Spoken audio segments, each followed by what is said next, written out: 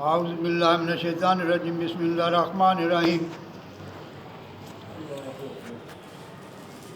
سبحان الذی اسریٰ بعبدہ لیلا من المسجد الحرام الی المسجد الاقصی الذی بارکنا حولہ لنریہ من آیاتنا۔ اللہ کی پاک ذات فرماتی ہے مسلمانوں کو اور تمام لوگوں کو کہ وہ پاک ذات ہے جو اپنے بندے کو مسجد حرام سے مسجد اقصی تک لے گئی۔ یہ نبی پاک صلی اللہ علیہ وسلم کے معراج شریف کا واقعہ ہے جو پہلی دفعہ اللہ نے قرآن پاک میں نازل فرمایا۔ اس کے بعد اس کی کافی تفصیل جو ہے وہ سورہ نجم میں۔ اس میں آپ صلی اللہ علیہ وسلم کو اللہ کی پاک ذات نے اپنے بندہ پکارا کہ اپنے بندے کو وہ لے گیا۔ لے گیا کا مقصد ہے کہ کوئی جب کسی کو لے جاتا ہے تو وہ اپنے ساتھ لے کے جاتا ہے۔ اس کا مقصد یہ ہے کہ اللہ نبی پاک صلی اللہ علیہ وسلم کے ساتھ ساتھ تھا شروع سے ہی جب معراج کا واقعہ ہوا، اور اللہ خود ان کو اپنے ساتھ لے کر گیا۔ لیکن اصل جو اس میں آپ صلی اللہ علیہ وسلم کی سب سے بڑی تعریف ہے وہ ہے اللہ کا بندہ۔ اللہ نے رسول نہیں کہا، نبی نہیں کہا، محبوب نہیں کہا، اپنا بندہ کہا۔ میرے بیٹوں اور بیٹیوں، ہم سب اللہ کے بندے ہیں، اور بہن اور بھائیوں، ہمیں بھی کوشش کرنی چاہیے کہ ہم بھی اللہ کے بندے بن جائیں۔ اللہ کا بندہ کس طرح بنتا ہے؟ نبی پاک صلی اللہ علیہ وسلم کی ہی زندگی دیکھ لیں۔ آپ صلی اللہ علیہ وسلم نبوت کا اعلان کرنے سے پہلے ہی غار حرا میں روزانہ ہی جایا کرتے تھے۔ آپ کی بیوی ماشاءاللہ حضرت خدیجہ الکبریٰ رضی اللہ عنہ بھی ساتھ ہوتی تھی۔ اس طرح آپ نے مدتوں وہاں گزارے، اور پھر وہی نازل ہونا شروع ہوئی۔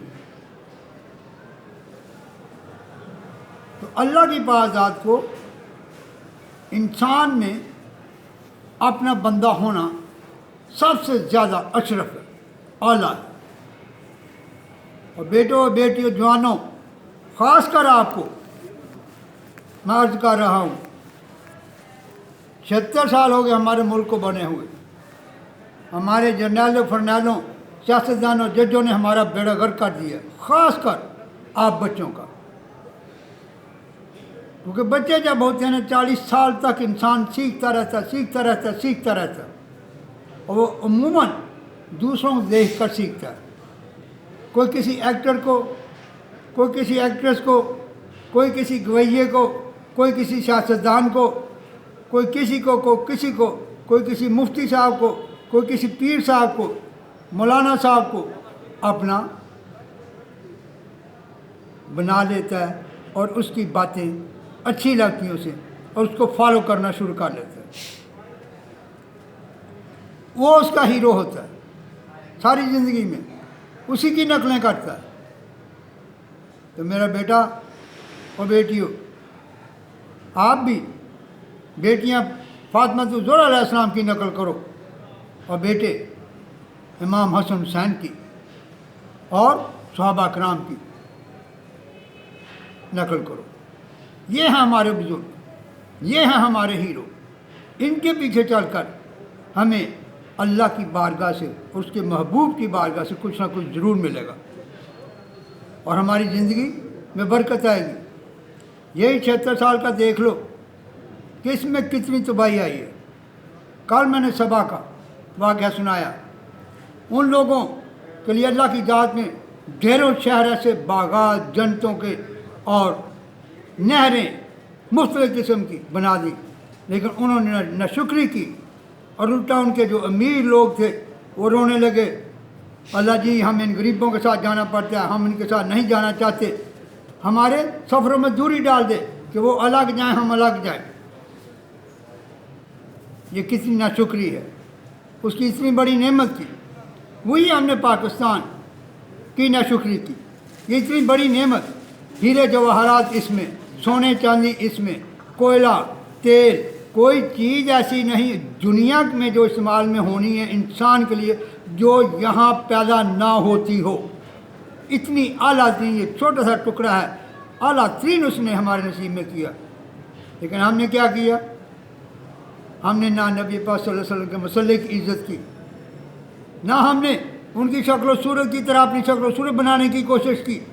الٹا ابھی یہ تھوڑے دن ہوئے ہیں، یہ ڈرامے باز ہمارے سیاستدان اور جرنیل وغیرہ نے مل کر ہمیں اس طرح کا بنا دیا جوانوں کو کہ ہم بجائے نبی پاک صلی اللہ علیہ وسلم کی سنت پوری کرنے کے کافروں کی طرح کی داڑھیاں رکھتے ہیں، کافروں کی طرح کی پینٹیں، ایسے چست پجامے ہم ان کو پینٹیں کہنے شروع کر دی ہے، یہ چوڑی پجاموں کو۔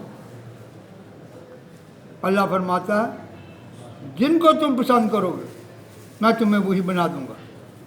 میرے بیٹے و بیٹیوں، کیا آپ مسلمان بننا چاہتے ہو یا کافروں کی نقل کر کے کافر بننا چاہتے ہو؟ یہ آپ خود فیصلہ کر لو۔ بیٹا اپنے بڑوں کی زندگی دیکھو، آپ نے نانا دادا کو تو دیکھا ہی ہوگا، نانی نانے دادی کو تو دیکھا ہی ہوگا، پھر ماں باپ تو سر پر ہیں ہی نا۔ اگر ماں باپ دین سے دور ہیں تو کم از کم ان کے ماں باپ کو دیکھ لو، ان کے ماں باپ کو دیکھ لو، اپنے ہمسایوں کے بڑوں کو دیکھ لو، دیکھو نیکوں کی زندگی کیا ہے۔ بیڑا ان سبا والوں کو اللہ نے تباہ برباد کر دیا، مشکلات میں ڈال دیا، وہ ساری عمر اس کے بعد ہمیشہ تک تکلیفوں میں رہے۔ پاکستان میں تکلیفیں آ رہی ہیں، عذاب پہ عذاب آ رہا ہے، یہ آخری عذاب مہنگائی کا آیا ہوا ہے، کسی کو پتہ نہیں اس کا کیا کرے۔ یہ مہنگائی کا عذاب، یہ قرضوں کا عذاب، یہ پتہ کیا ہے؟ اس کی جڑ جو ہے وہ رشوت ہے۔ اس رشوت کی وجہ سے ہمارے جرنیل، ہمارے جتنے بیوروکریٹس ہیں، بڑے بڑے آفیسر، یہ باہر کے ملکوں کے کافروں نے خریدے ہوئے ہیں، ڈالر ان کے منہ میں ڈالا ہوا ہے اور ان کی زبانیں بند ہیں۔ پھر وہ اپنی منمانیاں کرواتے ہیں ان سے، اپنی مرضی کے یہاں کے قانون بنواتے ہیں۔ پاکستان میں جو قانون چلنے ہیں وہ کافر بنوا رہے ہیں ان سے، کیونکہ ان کو انہوں نے خریدا ہوا ہے۔ تو خدا کے بندو، آپ جوان ہو، بیٹا اور بیٹیوں، میری عرض سن لو، آپ اس ملک کو چلانے والے ہو، ہم بڈھے تو مر جانا ہے کل کو۔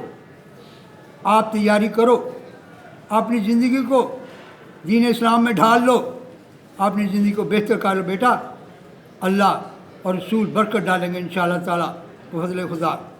اور انشاءاللہ جب حکومت نیک آدمی کے ہاتھ میں آئے گی، یاد رکھو بیٹوں اور بیٹیوں کی تعلیم کا الگ انتظام ہوگا، باقاعدہ پردہ ہوگا، آپ کے ہاسپٹل عورتوں کے الگ ہوں گے، آپ کے بینک سے الگ ہوں گے۔